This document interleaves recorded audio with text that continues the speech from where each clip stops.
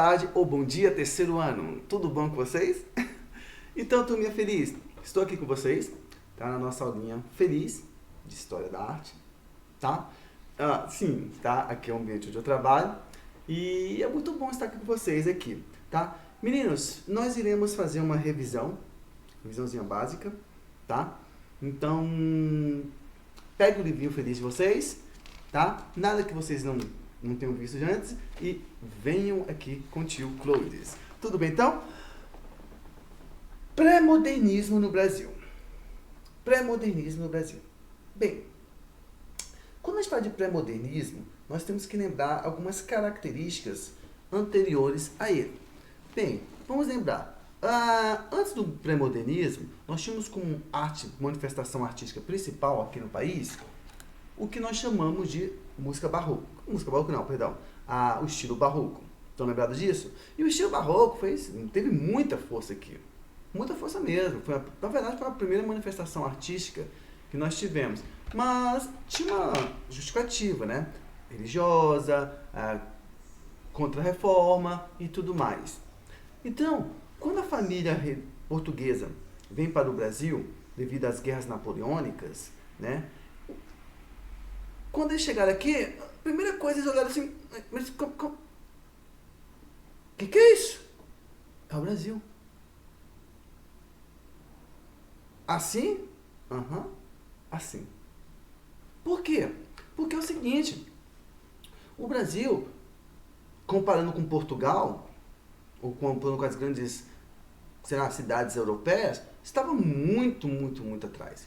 Sabe? Então, quando o imperador, o rei de Portugal, né, veio para cá junto com a família real, a primeira coisa que ele percebeu foi o seguinte: não, tem que mudar isso aqui. Tem que começar a fazer uma mudança, tem que começar a melhorar esse país, já que ele vai ficar por aqui, né? E futuramente o Brasil vai se tornar uma extensão de Portugal, aquela coisa toda, futuramente virar império, então tem que mudar aqui a roupagem, sabe? Então, para isso, ele vai precisar fazer várias modificações, entre elas, artística, tá? Então, o que acontece? Vai vir para o Brasil o neoclássico. O período neoclássico, nesse caso que eu estou falando, né? A pintura acadêmica, a pintura histórica, mesma coisa. Mas aí você pergunta, tipo, Clodes, mas como é? Mas por que o neoclássico? Se for para representar a monarquia, não tinha que ser o rococó? Concordo.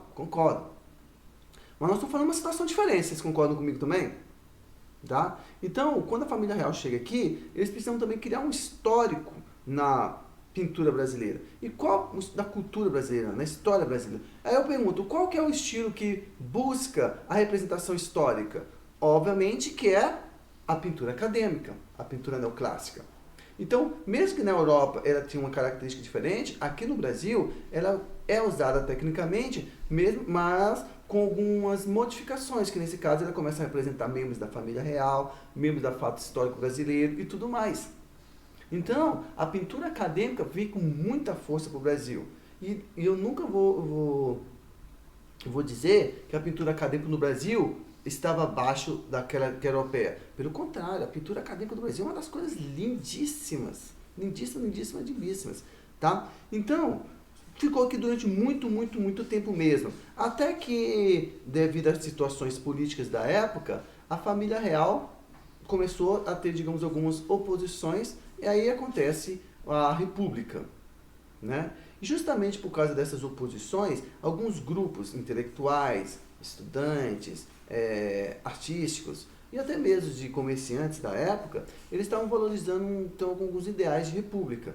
E alguns estudantes iam para a Europa ter contato com a pintura europeia, mas chegando lá eles tinham contato com outro tipo de pintura que não era a pintura histórica, né? A pintura acadêmica que estava rolando aqui no Brasil.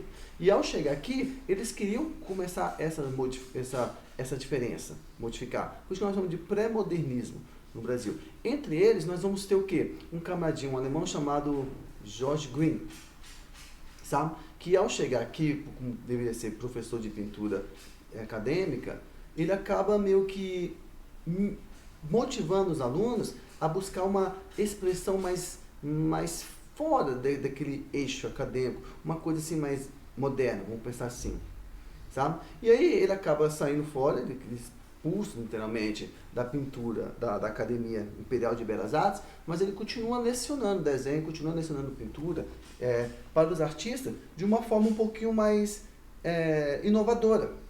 Estão entendendo? Então, o que acontece? Os alunos dele começam a criar, a buscar novas formas, eles começam a pesquisar outros tipos de arte que estava acontecendo na Europa e trazer aqui para o Brasil. Tá? Então, por exemplo, aqui, ó, nós temos aqui, tá, Almeida Júnior, que começa a apresentar o modo de vida da população, digamos, rural do Brasil. Tá? O picador de fumo, a pintura de paisagem no Brasil começa a ser modificada. Tá? Em vez de ser aquela característica de árvores gigantescas, aquela coisa toda, eles começam a fazer uma coisa mais limpa, mais baseada na imensidão da linha do horizonte, aquelas características todas começam a aparecer. Tá? Coisa que não era tão vista. Aí, por que pareça, outra coisa que começa a aparecer também é o modo de vida da população, não apenas ficar preso a monarquia. Então, por exemplo, aqui, nós temos o Belmiro de Almeida, que começa a fazer umas representações artísticas também da própria população da época, sabe? Que é o realismo, tá? Vamos lembrar também que eu coloquei para vocês, né, gente? Olha só, o realismo no Brasil, ele vai surgir com Machado de Assis, Memórias Póstumas. Mas na pintura, ele surge nas mãos principalmente do Belmiro de Almeida, tá? E do Almeida Júnior. Tá? Esses dois camaradinhas, um mais voltado ao realismo na zona rural e outro mais voltado para o realismo na zona urbana, essa característica toda. Eu falei para vocês também que eu sou apaixonado por um camaradinha chamado Eliseu Visconti, que aqui no meu livro está na página 253, nesse quadro chamado Maternidade. O Eliseu Visconti, gente, ele é um dos grandes representantes do impressionismo aqui no Brasil. Eu acho lindíssimo, lindíssima a pintura dele. Eu acho que esse camarada tinha que ser ensinado assim, como um dos grandes mestres que nós tivemos na pintura, tá? Então, esse camarada, ele assim como outros também, não apenas ele, mas ele começou a perceber que o Brasil tinha um diferencial muito grande de cores e que isso favoreceria o impressionismo. Porque, vamos lembrar, o que é o impressionismo? O impressionismo valoriza a cor. O que é cor? Cor, de forma direta, é o desmelhoramento da luz natural, aquela coisa toda. E o que o Brasil tem de excesso? Luz natural.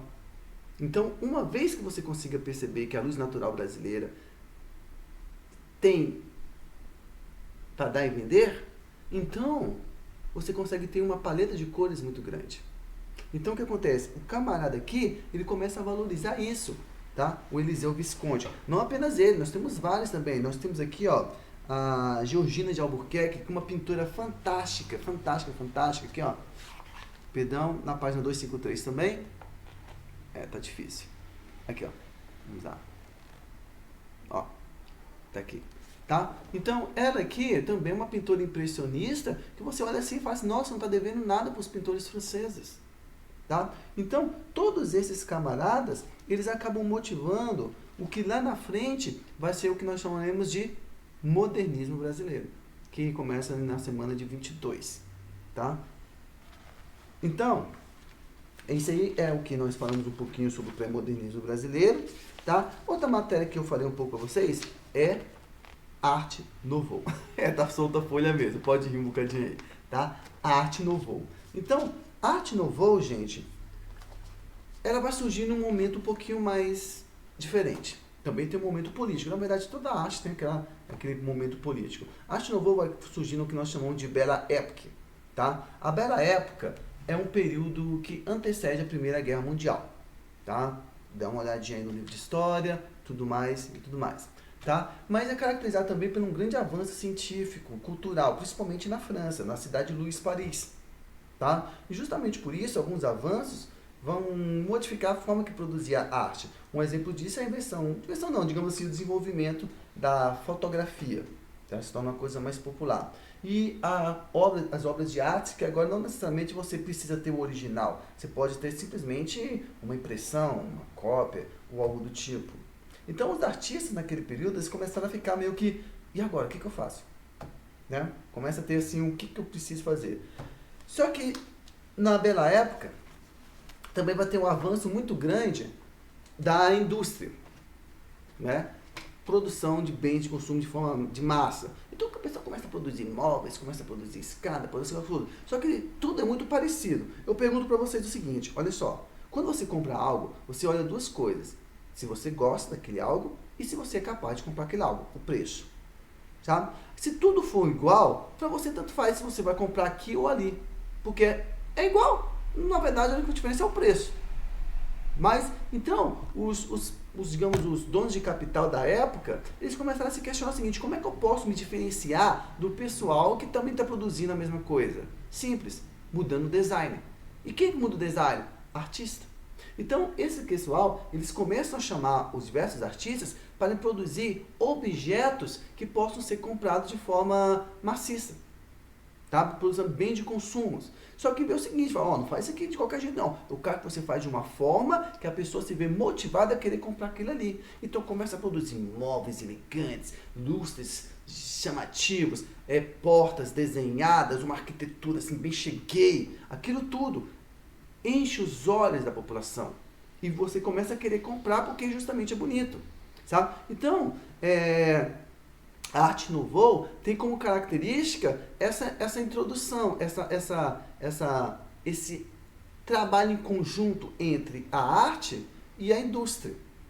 Vão percebendo? Então tem umas características bem bonitas. Então eles falam que a Arte Nouveau é como se fosse o estalar do chicote no alto. Você pode perceber que eles trabalham muito assim, ó. Deixa eu ver se eu consigo desenhar aqui, ó. Eles trabalham muito com espirais, essa coisa do tipo. Eles valorizam muito a inspiração da natureza, da pintura, do desenho científico, da ilustração científica. Eles voltam muito, se influenciam muito da ilustração japonesa, da ilustração islâmica, da arte islâmica japonesa, assim. Eles botam muito isso. E da arquitetura também, o uso do ferro, né, o uso do vidro, toda aquela coisa assim, bem alegórica, bem assim, bem, digamos assim, design mesmo. Na verdade, os próprios artistas, com o tempo, eles param de ser chamados de artistas e começam a ser chamados de designers, tá? Então, temos como característica isso aí. E diversos artistas também produzem material, né? Não apenas de decoração, mas também materiais artísticos também, mesmo que sejam voltados mais para publicidade. Então, existe muita produção de cartazes, apresentando aquelas casas noturnas, o modo de vida de Paris noturno, aquela coisa toda, tudo chamando a atenção, aquela pessoa endinheirada, tudo isso. Então, aqui na página 258, nós podemos perceber um exemplo de frascos de perfume, que eu acho belíssima essa fotografia. Olha lá. Sabe? Então, o camarada, ele acha lindo aquele perfume. Então, tudo isso é a Arte Nouveau, tá? Claro que depois tem a Primeira Guerra Mundial e aí já começa a modificar um pouquinho, tudo bem? Então, turminha feliz, tá? Então, nós temos 3 minutinhos de vídeo, vou dar um tempinho para vocês tomar uma água, ir no banheiro, comer uma coisa leve, nada de peso, e volte aqui contigo para a gente continuar em música, tudo bem? Então, vão lá, daqui a 2 minutinhos, todo mundo aqui comigo para a gente continuar. Tudo bem, pessoal? Vamos lá. Tô esperando vocês.